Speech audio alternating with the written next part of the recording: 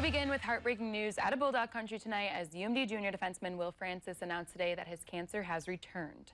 It was just last June that Francis declared he was cancer-free after battling leukemia for 2.5 years. He then went on to play in 28 games for UMD this past season, putting up his first collegiate point with an assist against top-ranked St. Cloud State.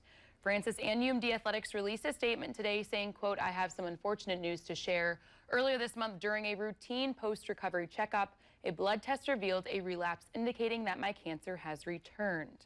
And he goes on to say, "I was disappointed and shocked because I was in the best physical shape of my life.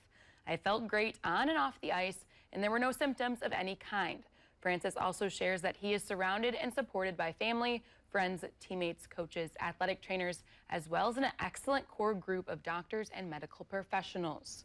Francis says while he will miss the fall semester of school and hockey because of treatments in the cities, he hopes to be back on the ice and in the classroom come January.